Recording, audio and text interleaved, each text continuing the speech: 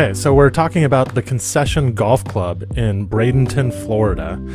Jack Nicklaus signature design done in collaboration with Tony Jacklin, and it opened in 2006. This week, it's going to be the host of the WGC at the Concession on the PGA Tour. So, Andy, what are some holes we should look out for at this tournament? I think the most compelling hole to watch will be the 12th. It's a short par 4. This golf hole is really neat because of the hazards. There's obviously swaths of bunker sand, huge bunkers that are randomly but not randomly positioned throughout the hole. And then also, if you go for it, there's a greenside bunker right, but most importantly, I think a hazard left. And I think that hazard and the effective penalty shot is going to loom large on people going for it. What makes the hole is the really sharp front on the back right side of the green. Now, it sounds weird to say front on the back right side, but if anybody hits the ball right, you're going to have to land the ball on effectively the hood of a Volkswagen Beetle.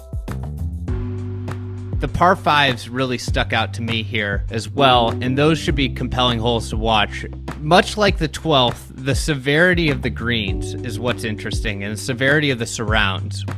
You know, the par 5s are 3. It's a nice hole, goes up the hill, has beautiful bunkers, and then the green is very severe, and obviously the hole plays tremendously different depending on where the pin is. Some of the pins funnel a little bit, the others repel.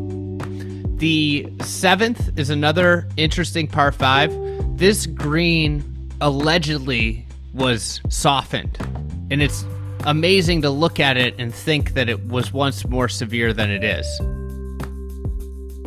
The 13th is a short par 5. It's right after the short par 4 12th, and that's going to be a pivotal stretch. You know, you could play those holes 3 under par if you hit some good shots, but at the same time, with how severe the green surrounds are on the 13th, you could see somebody be pin high in 2 and walk away with a 7 or 8 because that front left side is so narrow and severe. And then the final par 5 is a beautiful par 5, the 17th. Your tee shot kind of plays this wide landing area, and it puts people right into a spot where they have a big lake, and you got to take on the lake and go for it in 2. The thing, the added element out there that's going to be take it to where it could be really hard, and we see a lot of over par scores, is the wind. If it's calm, it's relatively scoreable for these guys because there's enough space for them to hit the ball. But when that wind gets, then all of a sudden those misses get a little bit bigger. You miss on the wrong side there, and the ball is just down so far below the green, and you're pitching up to these really small areas. Like, that's where I think it could drive these guys a little nuts. So just looking at the course overall, what you like, what you think could be better, what's your take on the Concession?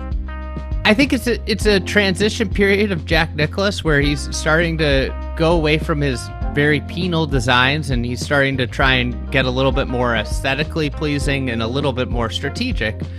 And he gets there on some of the holes are really great holes, but then some of the other ones you're just kind of scratching your head. And I think it's a really good golf course for the professional game. I think it's going to be a really fun golf course to watch a golf tournament at. It has eye candy. It has, you know, some beautiful bunkering.